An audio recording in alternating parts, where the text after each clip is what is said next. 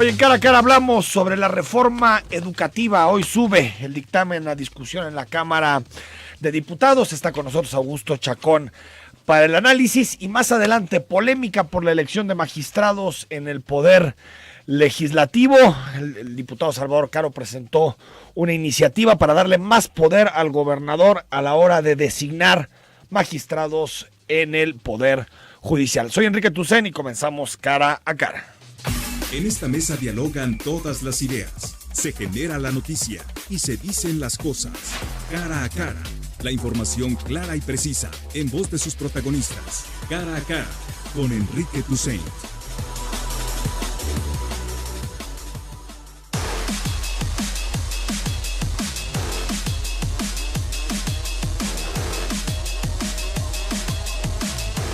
De la mañana con 5 minutos. Augusto Chacón, ¿cómo estás? Muy bien, Enrique. ¿Cómo te fue de vacaciones? Aquí. Pues aquí estuve un poco haciendo adobe, sí, descansando un tanto. Me fue bien. Guadalajara es muy disfrutable en la Semana Santa. En Santa. Hay que quedarse, ¿no? En Santa. Sí, hay que quedarse. Tiene todavía un aire tradicional y sobre todo poco tránsito, todo se vuelve despacioso como en la vieja provincia. Sí, ¿no? Es la Guadalajara de antes. La Guadalajara de antes. Bueno, hoy se discute, Augusto, la reforma educativa. Va a subir al Pleno. Y quiero platicar con Manuel Gil Antón, muy conocido, claro, un profesor del Centro de Estudios Sociológicos del Colegio de México. Yo creo que una de las voces más autorizadas que hay en este país para hablar de este tema. Manuel, muy buenos días. ¿Qué tal, Enrique? Muy buenos días. Es un gusto estar contigo y tu auditorio. No, y te agradezco la disposición para tomar esta llamada. ¿Qué esperas de la discusión de hoy en materia de reforma educativa y cómo calificarías el dictamen que van a discutir hoy los diputados? Mira, quisiera empezar con una especie de broma, pero es de esas bromas en serio. Mi abuelo decía que prever es difícil, sobre todo si se trata del futuro. Sí. Poder uno prever para atrás. Realmente es difícil, o sea, primero si habrá sesión, si no lo que haga en el Congreso, etcétera. Claro. Y luego los informes que tenemos no son del todo claros en términos de qué es lo que se llama la adenda que se va a hacer al dictamen que ya aprobaron las comisiones de puntos constitucionales y luego la de educación. Entonces, pero parece ser que tenemos que el dictamen que se leyó en primera lectura el mar, creo que ayer. Sí, ahora subirá sin grandes cambios de fondo. Entonces, tengo la impresión de que lo que estamos viendo es una reforma que le da una forma nueva, menos aguda en ciertos aspectos, a la misma reforma de 2013 hecha por el presidente Peña Nieto. ¿Qué quiero decir?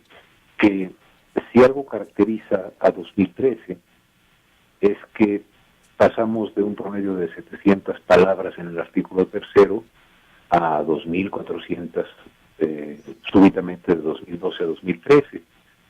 Y esto se debe a que se incorporó en el artículo 3 todo un sistema de regulación para la contratación del magisterio y del mecanismo de evaluación que recayó en términos de los criterios en el Instituto Nacional de Evaluación de la Educación para que lo ejecutara la CEP a través del Servicio Social Docente. Y esto es algo que vale la pena que pensemos, porque en vez de arreglar los asuntos laborales en el 123, que es el que refiere al trabajo en nuestra Constitución, lo que hizo el presidente Peña fue colocar la parte administrativa y laboral en el artículo 3, con lo cual hace dos cosas.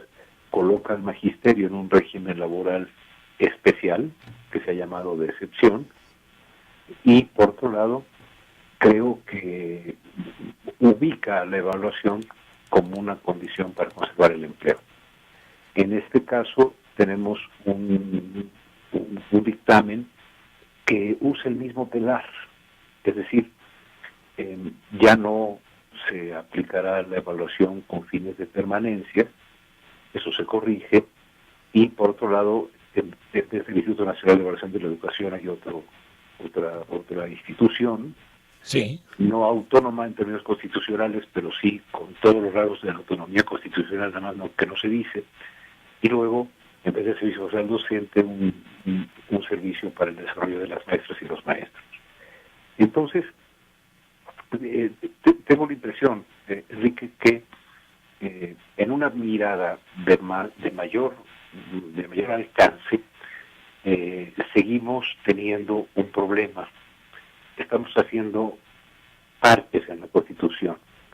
En vez de regular o resolver el problema del corporativismo en el artículo 123, sobre todo en la fracción, en el apartado B de los trabajadores de servicio del Estado, en vez de enfrentar ese problema, lo estamos trasladando al artículo 3, con lo cual el artículo 3 tiene 32% que refiere al proyecto educativo del Estado y 68% que refiere a la administración de las plazas y los mecanismos de promoción de las y los docentes en el país. Esto es algo que creo que tendríamos que pensar. Ya no es el artículo de la educación per se. No, hemos pasado de un artículo constitucional, porque se trata de una constitución política, a una constitución que cada vez está siendo menos política y sí, le podríamos llamar casi ya una constitución administrativa del Estado mexicano, porque se le han integrado en los artículos reglamentos, cuestiones que deberían de ser parte de leyes secundarias, siguiendo la clásica idea de que es mejor, en vez de resolver un problema de fondo, que son las relaciones laborales para los trabajadores del servicio del Estado, en las que se plasma el corporativismo, sobre todo, Enrique, en el artículo 62 de esa ley federal de los trabajadores del servicio del Estado, que dice que las plazas serán propuestas la mitad por el sindicato, la mitad por la autoridad.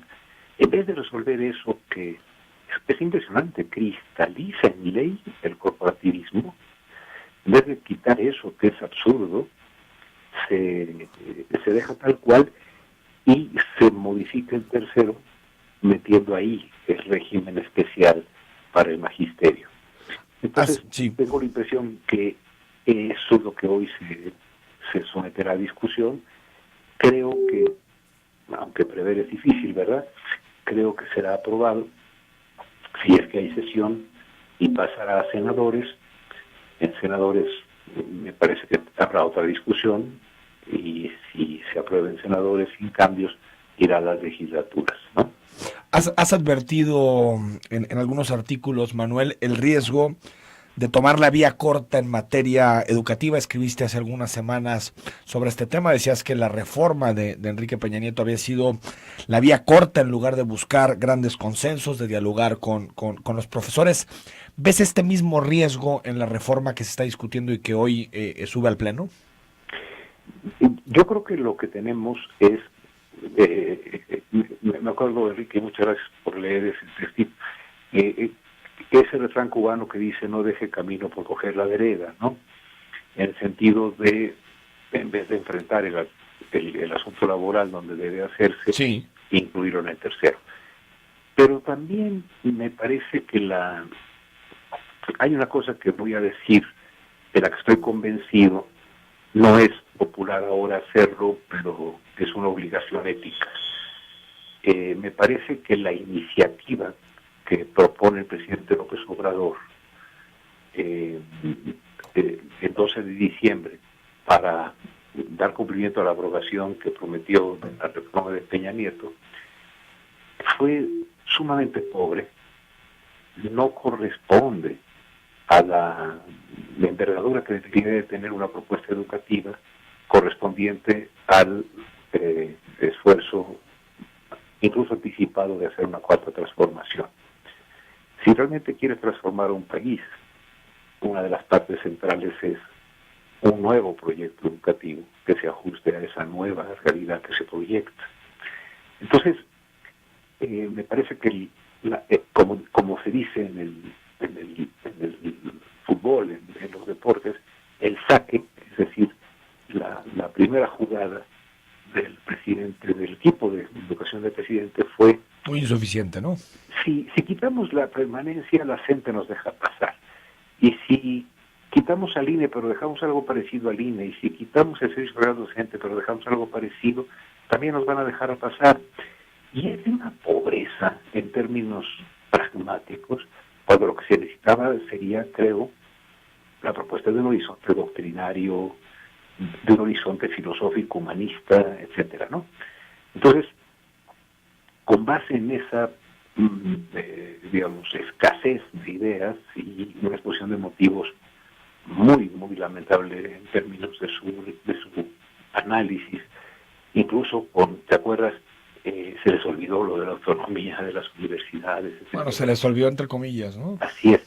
Con ese descuido que se hacen las cosas, o con ese aparente descuido, se abrió el camino, creo, a que el bloque opositor, conformado por PRI, PAN y PRD, que curiosamente fueron los que aprobaron la reforma de 2013, pudieran, digamos, establecer una oposición a la que tuvo que hacérsele caso en el Parlamento, lo cual abrió un frente en el Parlamento, en el legislativo, en la Cámara de Diputados, y también tenían el frente externo que era el magisterio movilizado.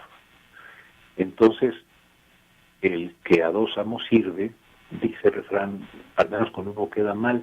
En este caso, quedaron mal con los dos, o como diría el presidente Peña Nieto, no, menos con tres.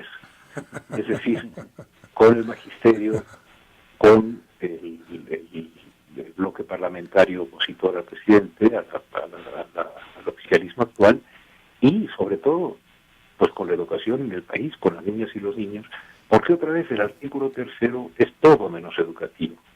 Es una nueva forma, digamos, corregida de la propuesta del presidente Peña. Estamos a la espera realmente de una reforma educativa y de una expresión del artículo 3º de un proyecto de ciudadanía diferente. Augusto Chacón, que está aquí conmigo, te quiere hacer una pregunta, Manuel. Claro, por supuesto. ¿Qué tal, doctor? Buenos días. Hola. De sus sucesivos análisis podemos muy bien definir lo que nos ha sucedido con la discusión y con la reforma, la que está a punto de morir y la que está a punto de entrar en vigencia, que es un debate entre élites, esto de la reforma educativa, cuál élite sindical o empresarial o política se queda con las palabras justas que cupieron para quedarse con un triunfo meramente deportivo. Mientras tanto, el problema que teníamos que atender, el que tenemos que remediar, el que tenemos que pensar, sigue más o menos igual, como suele sucedernos cada que nos ponemos a legislar en este país. ¿Qué sucede con ese más de 1 millón de profesores que de cualquier forma van a trabajar, con esos más de 30 millones de jóvenes y de niños que todos los días hacen el camino a la escuela? Seguimos más o menos en la misma, aunque los pongamos en el centro teóricamente en la Constitución. ¿Qué pasa con ese día a día a pesar de la reforma o no reforma? Tienes toda la razón. A ver, la Constitución política creo que lo que tendría que hacer es indicar las grandes líneas: gratuidad, laicidad, un espíritu inclusivo más que competitivo, etcétera, ¿no? Que en cierta medida este artículo contiene. Pero es materia de leyes secundarias, de las leyes secundarias y luego de reglamentos y luego de proyectos específicos, intentar contribuir a que se modifique para bien y los profesores y profesoras tengan recursos para poder hacer mejor su trabajo cada día en el aula.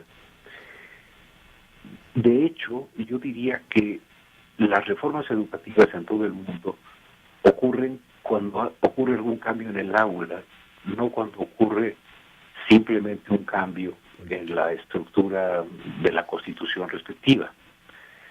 ¿Por qué? Porque en el momento en que el profesor y la profesora cierra el salón, la puerta del salón, ahí se desarrolla el proceso educativo.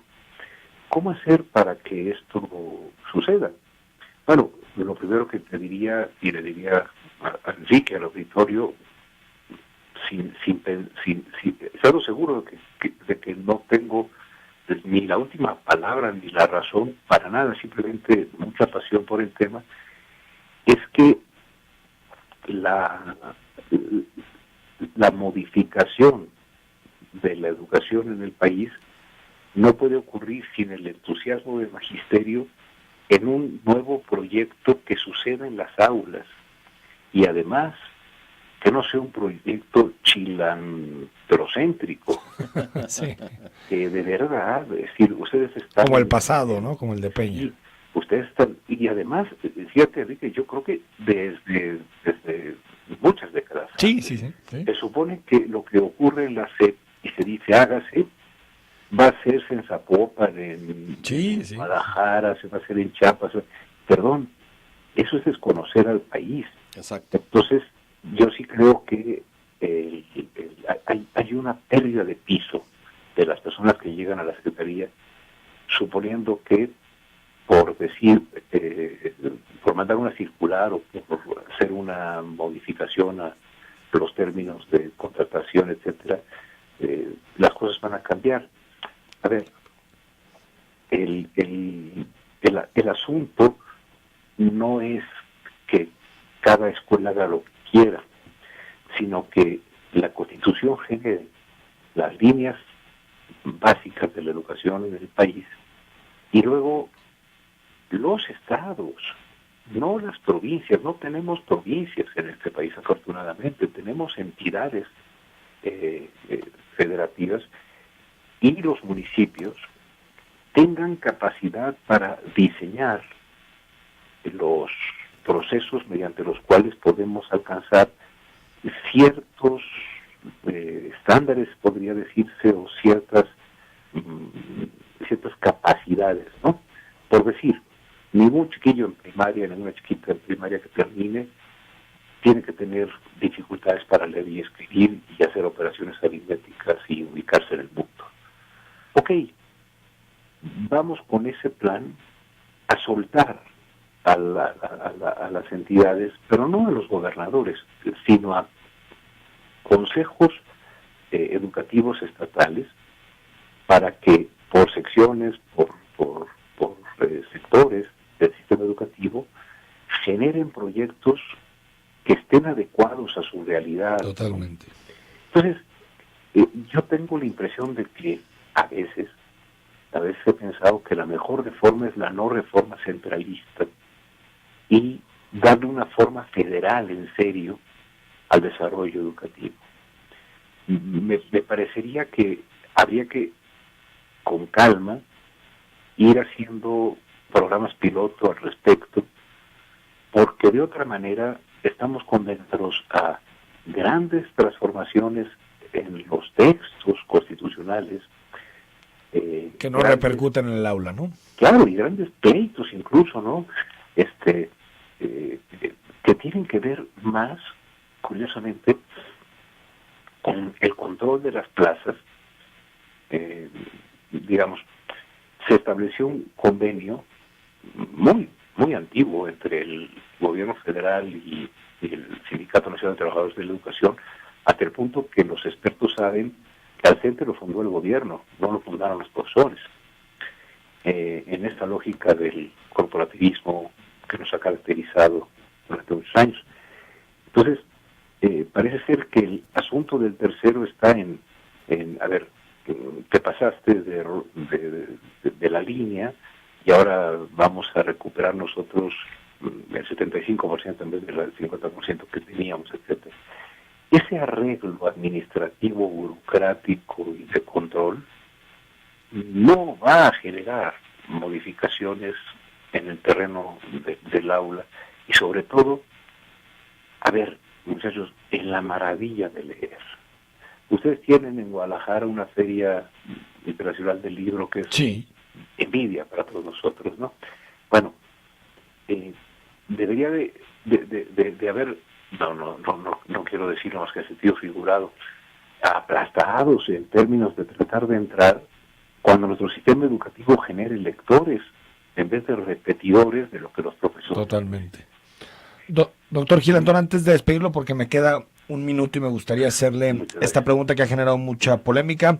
Hay un acuerdo publicado el pasado 29 de marzo en el Diario Oficial de la Federación de la SEP, en donde se anuncia, y ha sido muy polémico, aquí en Guadalajara hemos tenido estas discusiones, se anuncia que para pasar de primero a segundo de primaria y luego de segundo a tercero de primaria, solo bastará con la asistencia a clases. ¿Qué opinas de este acuerdo, Manuel? Mira, el asunto de reprobar no produce calidad. En ese sentido, lo que sabemos, y se sabe en el mundo, es que un pequeñito de 6 años, de 7 años, que es reprobado, cuando tiene que volver a hacer el año de nuevo, queda con extredad con respecto al nuevo grupo, queda señalado como un tonto, Estigmatizado, ¿no? Estigmatizado, y en general son los que menos aprenden y los que más abandonan la escuela. Yo creo que a este acuerdo le falta de nuevo lo que en la política pública tiene que ser fundamental, y ustedes tienen ahí en la Universidad de Guadalajara a Luis Aguilar Villanueva, que de esto sabe mucho, que cualquier política tiene que tener una argumentación. Yo digo, ok, entre el primero y segundo y tercero, no tiene sentido reprobar a los niños porque es perjudicial para su desarrollo. Tienen que asistir a clase, perfecto. Pero además, en cada caso, cuando los chiquillos tienen alguna deficiencia que no consiguieron en ese año, probablemente la puedan conseguir al mes siguiente, siempre y cuando haya comunicación entre los profesores de primero y segundo, de en qué momento está cada uno de los chavales que están un poco con alguna demora en el aprendizaje. Me parece que no reprobar está bien, pero falta esta otra parte. Claro, es decir, falta la parte pedagógica en la cual se afirme que reprobar no conviene, que lo que conviene es evitar las condiciones por las cuales hay muchachos que no logran aprender, y distinguir a aquellos que no logran aprender por condiciones socioeconómicas y de pobreza de aquellos que no logran aprender porque su proceso de maduración cognitiva no tiene por qué ser exactamente igual. El mismo. Y en el mes de julio todos saber hacer algo. Hay algunos que lo harán en agosto y no hay problema. Doctor Manuel Gil Antón, muy amable, muchas gracias por tomarnos esta comunicación y estaremos muy atentos a lo que se discuta hoy. Seguro, y muchísimas gracias. Gracias. Muchísimas gracias, de verdad. Muy amable. Gusto estar en un noticiero tan importante. Gracias, Manuel. Augusto, ahorita lo comentamos. Vamos al corte. Estoy aquí con Augusto Chacón. Más adelante, Enrique Velázquez para hablar sobre la elección de magistrados. 9:31 a.m. Hay muchísimos comentarios, mensajes sobre la entrevista con Manuel Gil Antón. Un privilegio, es uno de los hombres que más conoce sin duda, de educación en este país. Y creo que hay un asunto toral, Augusto, que es ¿qué tanto nos fijamos, lo decías en el corte, en las modificaciones legislativas y tampoco en lo que sucede en las aulas, ¿no? Sí, la verdad es que sí tenemos una responsabilidad quienes participamos en los medios de comunicación mismos, respecto a qué es lo relevante. Le damos tanto vuelo a lo que sucede en las discusiones entre los políticos de relumbrón, entre los personajes que tienen un magnavoz de por sí o de nacimiento, que nos olvidamos de eso que sucede todos los días. O la palabrita permanencia, ¿no? Que fue lo que marcó todo el sexenio anterior, la discusión sobre la reforma educativa o laboral, ¿no? Que no era así, ¿no? Y lo dijo el doctor Gil Antón muy claramente, no es sino un debate entre el patrón y el empleador. Y el líder de los empleadores. No es un asunto educativo, porque lo otro sucede cotidianamente. Me parece que más allá de lo que suceda con esta reforma educativa, si nosotros como ciudadanas, como ciudadanos, no nos ponemos a pensar que debemos tomar el control, no de lo que sucede en el Congreso de la Unión o en la calle de la República de Brasil número 4, donde está la Secretaría de Educación Pública, sino lo que sucede en los centros escolares que tenemos cerca, donde están nuestros hijos y donde no, porque tener cerca una escuela implica una responsabilidad cívica alrededor de lo que hay ahí, y de eso no nos hacemos cargo. Pero no solo los ciudadanos y las ciudadanas, los políticos con representación locales necesitan no estar esperando permanentemente lo que se diga allá. Por ejemplo, Necesitan voltear a ver hacia donde sucede la educación. ayer el gobernador del estado, Enrique Alfaro, estuvo en la inauguración de Talent Land, acompañado de su secretario de Educación, Juan Carlos Flores Miramontes, y se habló mucho de reforzar el inglés en las aulas. Y a veces parece como que somos Noruega, ¿no? Digo, porque sabemos, los estudios lo dicen, Augusto, el principal problema que existe en Jalisco es la permanencia en el sistema educativo. Es el principal problema, Sí. sobre todo en secundaria. Sí. Digamos que esa tendría que ser. Yo entrevisté al secretario de Educación hace un par de semanas aquí y no vi una estrategia coherente, ni siquiera una línea de política pública clara para hacer que los chavos se mantengan en las aulas. Me decía, es que se aburren, es que prefieren, pero no tenemos ni siquiera un diagnóstico de por qué abandonan, por qué no están ahí. Y desde mi punto de vista, esto lo propuso Miguel Castro también en campaña, lo del inglés, desde mi punto de vista, antes de pensar en 2, 3, 4, 5 lenguas, tendríamos que pensar en cómo le hacemos para mantener a los chavos dentro del sistema educativo. Claro. Mira, el doctor Gilatón ahorita lo puso tan sencillo, pero al mismo tiempo tan complicado. Necesitamos que los niños que egresan de la primaria sepan leer y entender lo que leen, sepan el pensamiento matemático, sepan pensar matemáticamente y sepan su lugar en el mundo. ¿Sí? Así de sencillo. Esas bases podrán permitir que tengas un acceso tecnológico Ya después más te llega adecuado, información, que la sabes puedas- procesar, ¿no? que puedas digerir otro idioma de una manera más simple, pero si no conocemos la estructura del propio con el que nos manejamos todos los días, difícilmente nos podrán inocular una estructura diferente porque no tenemos la base para ir a más. No está mal hablar de habilidades tecnológicas. No, ni de está mal inglés, hablar por de supuesto inglés, que no, hombre. Pero y lo otro, lo que es la base de lo que va a ser no solo la parte del desempeño académico, de los conocimientos para desempeñarse en el trabajo, sino para desempeñarse en la vida, para convivir, para construir comunidades, para respetar al otro, para entender el rol que tenemos en la sociedad. Eso no lo estamos construyendo. Y ayer mismo el secretario de Educación en Jalisco dijo, tenemos 2 millones de personas con primaria incompleta o que Sí. simplemente no fueron a la primaria, es decir, una buena parte del Estado. Eso no nos habla sino de la profundamente inequitativa distribución de los recursos, porque Jalisco, está claro, es un estado rico y ni siquiera para eso nos ha dado. 6 de cada 10 niños que inician o niñas que inician la primaria no terminan la preparatoria. Sí, no, O sea, eso es tremendo. ese debería ser nuestro principal objetivo. Enrique Velázquez, diputado local, ¿cómo estás? Muy buenos Bien, días. ¿cómo estás, Enrique? Gracias por la invitación. Un gusto estar aquí con Augusto contigo. ¿Qué Tú tal, has Enrique? estado en el tema educativo, fuiste Sí. presidente de director más bien de una Preparatoria. preparatoria, la preparatoria de Tequila. Y está este debate abierto, Augusto, sobre la reprobación. ¿Sirve reprobar a los niños, a los estudiantes? ¿Funciona como método de corrección de aprendizaje? Lo que pasa es que no se entiende, el tema de la reprobación debería de ser para que pueda repetir la materia y pueda afirmar conocimientos. A veces el repetir lo que se hace más bien es correr al estudiante porque no hay un lugar en el Expulsarlo otro. del Expulsarlo sistema de la escuela. educativo. Entonces, nos están haciendo políticas públicas que te permitan la permanencia, ir por ellos. O sea, no hay un solo director o una institución que pueda hacer un balance de cuántos de los que entraron en septiembre ya no están yendo en diciembre. ¿Y qué vas a hacer para ir por ellos? Y regresarlos. Y darles un espacio. Y generarles condiciones para que puedan continuar. Ahorita que te escuchaba, pues es que la deserción es multifactorial. Sí, A uno veces es son problemas económica, económicos, problemas personales, familiares. Mira, hay un tema Pero muy... ni siquiera sabemos por Hay qué un tema es. muy fuerte. Es que uno de los temas que no se analizan es que la gente que cambia, que migra por el tema de la inseguridad. Uno de los problemas fuertes en el Estado es la migración por temas de seguridad, el abandono.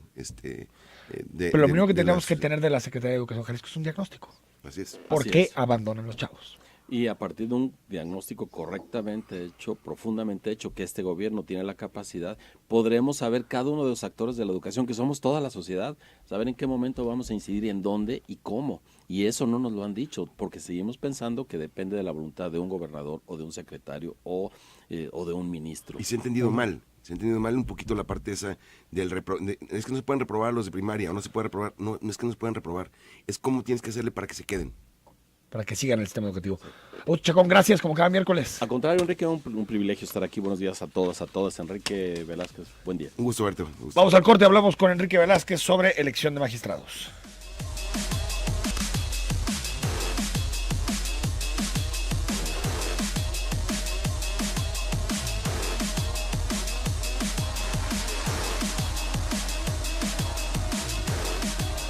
9 de la mañana con 40 minutos. Gracias por estar en comunicación con nosotros. Muchos WhatsApps, 33 18 80 76 41. Estamos en entrevista con el diputado Enrique Velázquez. Hoy, la nota principal de Reforma, de Mural, Enrique Velázquez, es una propuesta que hace el diputado Salvador Caro, en donde trata de modificar, o lo que impulsa es modificar la forma en que se eligen los magistrados. Excluye al Consejo de la Judicatura de la ecuación, y ahora, digamos, el saque vendría del gobernador, eliminando así el Consejo de la Judicatura, o eliminando la participación del Consejo de la Judicatura. ¿Qué opinas en términos generales de esta idea que tiene Salvador Caro? Bueno, hay muchas propuestas, ¿no? En el legislativo, hace 2 semanas yo presenté una iniciativa de reforma a la ley orgánica del Poder Judicial para poder nombrar a los magistrados con un esquema que permita por lo menos evaluarlos, y que esta evaluación pueda servir como filtro para que quien quede como magistrado pueda ser una persona que sabe. Este esquema que también Mariana Fernández ha presentado otra, hay varias iniciativas, y este esquema que presenta Salvador Caro, que yo no lo he encontrado en Infolec, más bien creo que lo va a presentar. Solo el anuncio de una propuesta. Está pensando en presentarla. Pues es un tema que ya existía en 1997, y quién cree que la modernidad es regresar al pasado, ¿no? Yo no coincido en esa parte, porque así se elegía antes a los magistrados, el gobernador tenía esa posibilidad, y creo que no está bien que sea en una terna. Pues una terna son tareas de quién, ¿no? Para evitar el reparto de cuotas de quiénes o de cómo. O sea, yo leí la nota, ¿sería que el gobernador manda 3 nombres? Sí, 3 nombres de él, ¿no? O sea, Y el Congreso decide uno, decide uno, y si no lo decide, él lo elige directamente. Pues es algo similar a lo que sucede con los ministros de la Corte. Así es, que me parece que no es la mejor forma, ¿no? Me parece que no es el mejor escenario. Yo creo que tiene que haber una serie de evaluaciones para buscar que se privilegie la carrera judicial y que no sea unipersonal. No puede gustarte o no que se tomen decisiones en el Congreso, pero es la forma más adecuada de llegar a consensos, de llegar a acuerdos para poder buscar los mejores perfiles. Pero bueno, ese tema se va a discutir en el Congreso y ya veremos. O sea, ¿sí te parece que esta propuesta le da demasiada fuerza al Poder Ejecutivo a la hora de nombrar a los magistrados del Supremo Tribunal? ¿Le da demasiado poder al gobernador? ¿Se llama Enrique Alfaro o se llama Aristóteles o se llama quien sea? Se debe pensar en las instituciones sin los nombres, en quién lo hace. Por eso deben fortalecer las instituciones. Yo creo que el procedimiento como está actualmente, que sea el Congreso, debemos de buscar algunos esquemas que te permitan elegir a los mejores. O sea, tú has propuesto el juez ciego, sí. Testigo. Sí, el juez ciego, que el que evalúe no conozca a la persona, que no tenga un vínculo para que pueda... Y que ya después esos evaluados lleguen al pleno del Congreso y se discuta. Que sean filtros, un estudio de caso, una entrevista y el examen. Y de esos 3, el que pase el filtro, los diputados puedan elegir entre esas personas que demuestren capacidad. Entonces, por lo que entiendo, habría 3 iniciativas, 2 presentadas, una que no está presentada, la de Mariana Fernández, sí, la que tienes tú, y la que anuncia Salvador Caro. La de Salvador Caro lo que hace es buscar un modelo similar al que sucede a nivel federal, básicamente, sí, donde quien manda la terna es el... Es una propuesta del siglo pasado. O sea, bueno, es la propuesta con la que se eligió hasta qué año. Como elegía Cosío Vidaurri, como eligió Rivera Aceves, como eligió Álvarez del Castillo, o sea, un esquema anterior que ya estaba, ¿no? No me parece que sea lo mejor, pero bueno, el Congreso va a discutir. Y sobre el caso de Mariana Fernández, ¿cuál es la propuesta? Fíjate que ahí tiene propuestas interesantes, más que ella propone una reforma constitucional, y sí habla de la evaluación, y habla de que se pueda elegir, por ejemplo, si son 3 magistraturas, 2 sean exclusivas para mujeres. 2. Ajá. Para ir generando paridades en el interior del Poder Judicial. Yo planteo que de las 3 pueda ser una. Pero en términos del proceso de elección... Sigue siendo el Congreso el que sigue siendo el Congreso. Y hay una evaluación y un examen. Y la terna o los que aprueban. De los que aprueban, de los que pasan, de eso se elegiría el Congreso. No está mal la propuesta de Mariana, se tiene que discutir. Pero no tenemos mucho tiempo. Tú eres diputado del PRD. Sí. Pero hay una alianza entre MC y el PRD, sí, en el Congreso. Lo contendimos en un frente, ¿no? ¿Esta iniciativa que está pensando Salvador Caro, la platicó contigo? No, No, yo desconocía el asunto del fondo, había escuchado una propuesta así, no sabía de quién era. Hoy veo la nota, pero no tenía conocimiento. No te había platicado de esta Y propuesta. esa parte está complicadita, pues digo, tiene que haber un poquito más de comunicación, ¿no? Pero ¿a quién, digamos, tú eres presidente de la Comisión De Seguridad y Justicia. de Seguridad y Justicia que le toca procesar estas reformas? Así O sea, lo es. que me estás diciendo es que una iniciativa que tiene que ver con tu comisión no fue discutida contigo. Es No decir, fue solamente es, digamos, fue presentada al Y medio así de es el comunicación. Congreso, se tiene que presentar el procedimiento, digo, viniendo de alguien que supone, coordina una serie de cosas, pues un coordinador debe privilegiar la... Pero esto lo que me dice la es que hay una comunicación. ruptura del diálogo con Salvador Por Carlos. lo menos en este tema hay y tú viste, la semana pasada había otro, no hay comunicación en este sentido. Yo tengo una propuesta, él tiene otra, vamos a ver cuáles se generan los consensos, pero por lo pronto yo esa no la conozco. Por lo tanto, No la puedo defenderla. conoces y por lo que sabes tampoco la compartes. No la comparto. No me gusta el esquema unipersonal de las decisiones. ¿Sabes la opinión del Faro en torno a este tema? Yo había platicado con él sobre este tema y habíamos ya trazado una ruta sobre cómo íbamos a procesar la reforma. Teníamos la única diferencia que había era si tenía que ser una reforma constitucional o si tenía que ser una reforma a la ley orgánica. Pero el gobernador estaba de acuerdo Sí, vamos a con la propuesta que le habías Yo he acercado. platicado con magistrados, he platicado con el presidente del tribunal, he platicado con el gobernador sobre ese tema que es muy importante para todos los jaliscienses. O sea, elegir un magistrado es tan importante porque es al final el que imparte justicia. Si un juez comete un error en una sentencia, quien le enmienda la plana es el magistrado. O sea, este país está tan complicado por muchas cosas, pero particularmente por la forma como se imparte justicia. Entonces, no es un asunto menor, no me voy a voltear para otro lado en una propuesta así, no, lo voy a defender. Voy a defender que el proceso sea lo más transparente y que lleguen los mejores. 9 de la mañana con 47 minutos.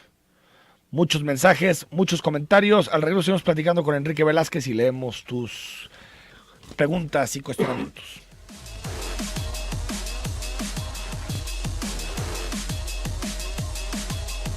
9 de la mañana con 50 minutos. Estamos platicando con el diputado Enrique Velázquez. Ahorita leemos tus comentarios, tus mensajes. Hay varios temas. Hoy día importante por el asunto de la reforma educativa, por la discusión a nivel nacional. A mí me tocó leer el dictamen, lo que se aprobó en primera lectura, y considero que es una buena apuesta en términos generales. Ya después, como decía el doctor Gilantón, lo que se traduzca en las aulas es otra cosa. 4 espacios vacantes en el Supremo Tribunal de Justicia. Tenemos notificados 3. Que son los que dejan Esteban Robles Chávez, Sí. Salvador Cantero Aguilar, Sí. Leonel Sandoval Figueroa, Así es. y va a ser notificado el Congreso en Así próximas horas de el retiro de Camacho Hernández. Así es. ¿Cómo son los procedimientos para elegir estos 4? ¿Se van a hacer con las nuevas leyes, sin las nuevas leyes? Porque son muchos magistrados, son 4 de ¿cuántos son? 30 y tantos, 34. ¿no? 34. Mira,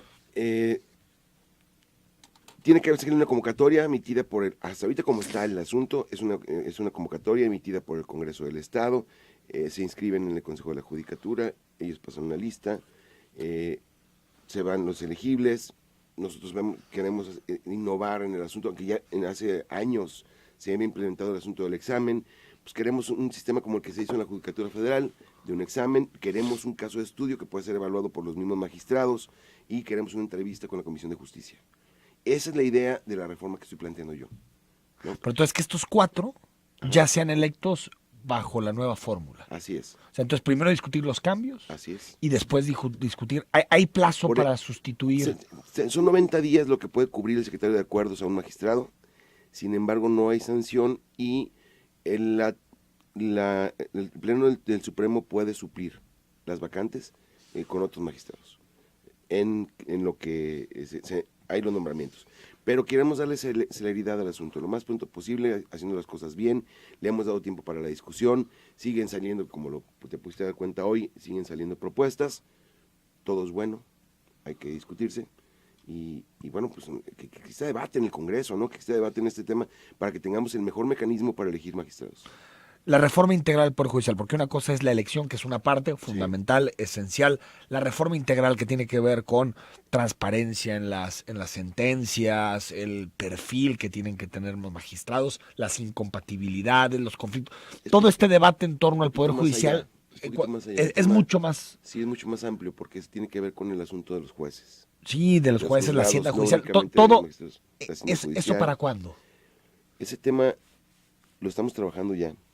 Y hay todo un proyecto en el Consejo de la Judicatura. He tenido una comunicación para que el Congreso pueda ser un facilitador de las reformas que nos permitan, primero, dar certeza en el tema de los turnos. Por ejemplo, a qué juzgado va, que no existen abogados que puedan direccionar asuntos a través de la oficialía, ¿no? Tal cual juez.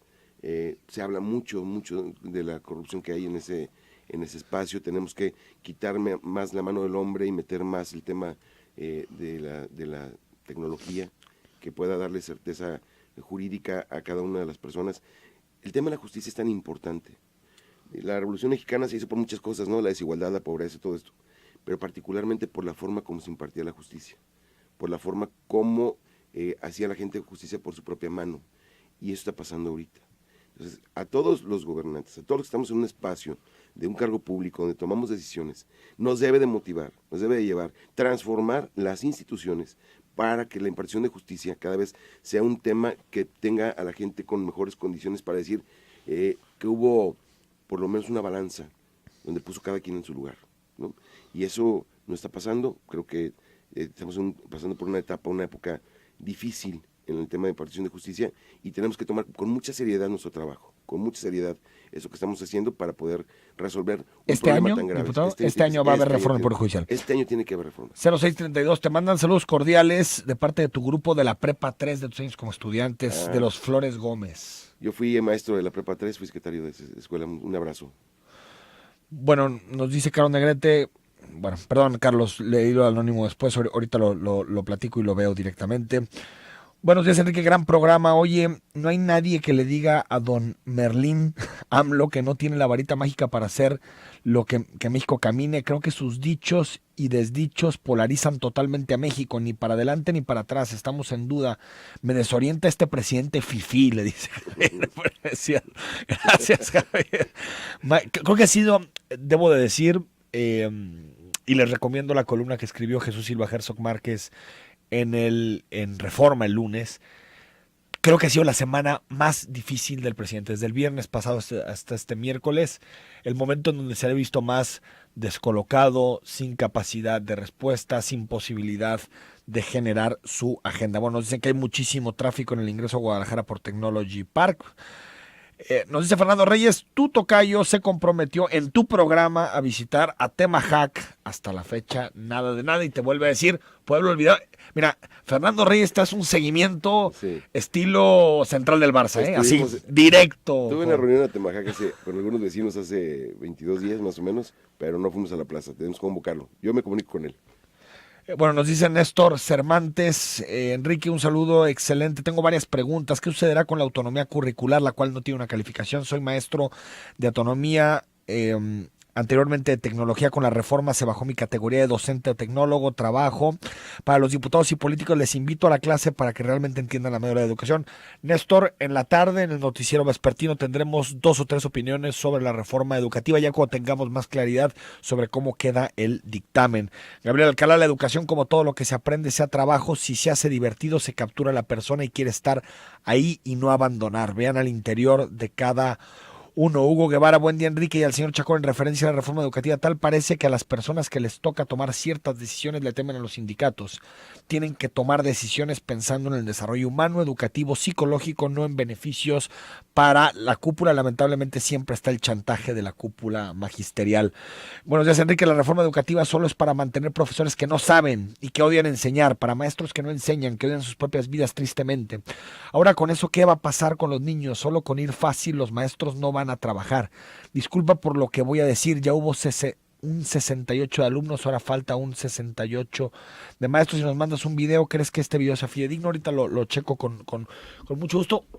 Yo creo, fíjate, terminación 0676, que las reformas no se pueden hacer contra los profesores. Yo creo que la mayor parte de los 2 millones de profesores que hay en este país son buenos profesores, son buenos maestros que se levantan en condiciones malas, con escuelas que se están cayendo. Salarios complicados. Y yo tampoco, tal vez sea por mi formación ideológica, yo tampoco creo en la reprobación. Y cuando decía el doctor Gilantón de que los niños que son reprobados son estigmatizados, es totalmente cierto, genera desánimo educativo, pensemos más en que también puede haber soluciones más desde la motivación que desde la Bueno, si estudian sanción. en la tarde, que vayan los fines de semana con tareas extras, pero tienen que... Fíjate, yo sé que son sociedades muy distintas, pero veía el fin de semana un video sobre el modelo educativo finlandés. Está prohibido la reprobación hasta quinto de primaria en Finlandia. Pero la tercera parte de los niños tienen acompañantes externos que lo que van haciendo es visualizar ese problema que tiene educativo, trabajarlos con ellos para que lleguen a la secundaria más o menos en igualdad de condiciones. Desde el punto de vista de anteponer la inclusión al castigo dentro del sistema educativo. María Marvano decía hace más de casi 20 años acerca de lo que tiene, los elementos que debía de tener la primaria, y tiene que ver con lo que tú estás diciendo, ¿no? O sea, aprender, lo que dijo Chacón también, aprender a leer y escribir, tener un razonamiento matemático, debe ser función importante. Y saber sumar, restar en primero y segundo de primaria. Bueno, en general, eso de no reprobar porque se trauman los niños es una jalada de los psicólogos, por eso los alumnos llegan sin saber nada a la secundaria y a la prepa. Pues es que el problema es que ahorita sí se reprueba y no estamos viendo precisamente que la reprobación esté generando alumnos con mejores condiciones. Enrique Velázquez, en 20 segundos, esto de la elección de magistrados, ¿cuándo se debe de discutir? Los cambios. A partir del lunes tenemos que echar marchas forzadas. Yo creo que 2 semanas debemos de tener. En 2 semanas debemos de tener ya lista una convocatoria. En 2 semanas. 2 semanas. Diputado, gracias por haber estado con Al nosotros. contrario, gracias por la invitación. Hasta las 6 de la tarde vamos a estar en la tercera emisión de Zona 3 Noticias. Vamos a tener mesa de análisis y, por supuesto, opiniones sobre la reforma educativa. Y mañana a las 9, mesa con periodistas para el análisis de los temas más importantes de la semana. Soy Enrique Tucen y hasta el ratito.